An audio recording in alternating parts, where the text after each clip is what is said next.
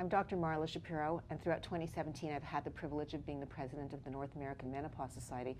I sit on the Board of Trustees, and today we are lucky enough to have Dr. Jim Simon with us. Jim, tell everybody what you do. So I'm a reproductive endocrinologist from Washington, D.C., and I've been focused, rather than on fertility, on the postmenopausal woman and those illnesses and changes that she goes through. I've been doing that for about 30 years. So let's talk about non-hormonal management of hot flashes. So the woman who is really having symptoms, is disabled by her symptoms, but has said no to hormone formulations.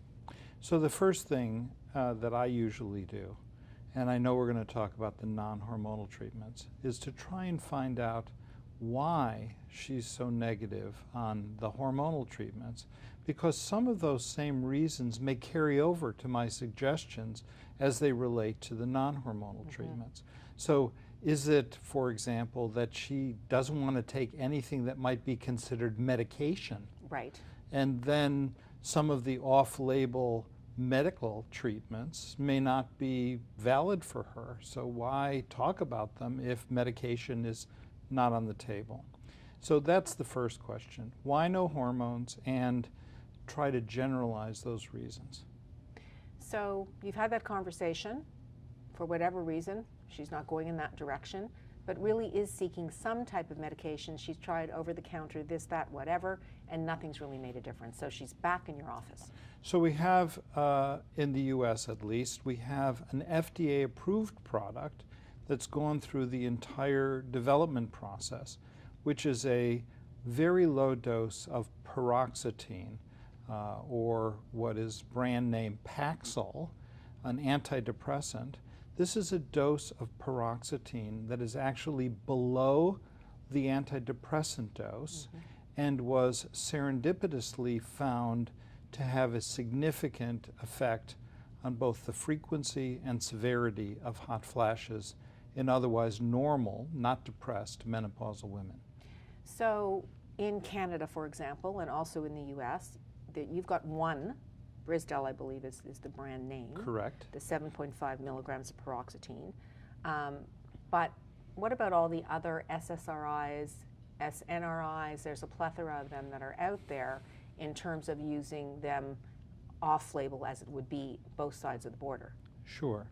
And those are all very good suggestions. Most of them have been investigated for their impact on hot flashes. And some of them were actually developed with an eye toward getting them approved for hot flashes. The one that would come to mind in that setting would be desvenlafaxine.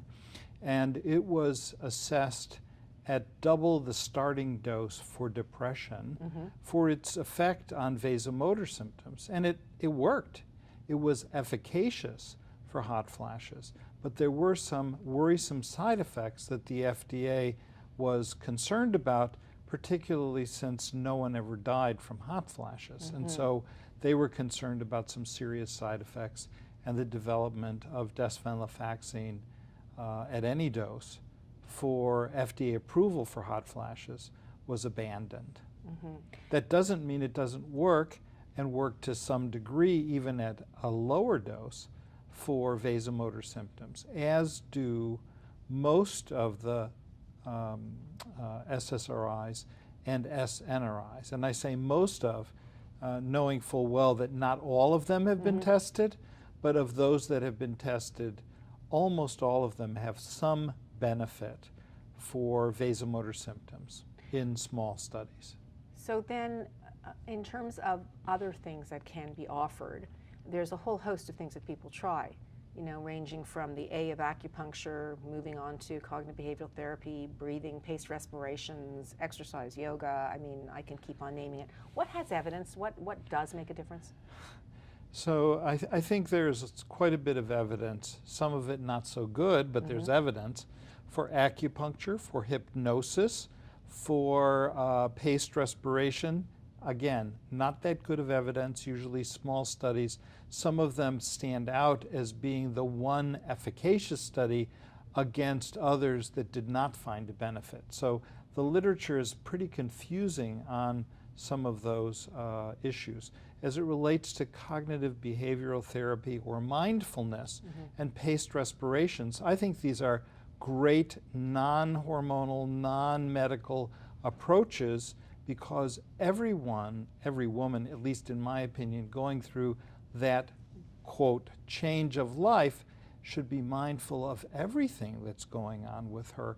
Something that she used to take for granted may not be the same, and bringing that to the notice of her family, her practitioner, et cetera, can be extremely helpful in early intervention.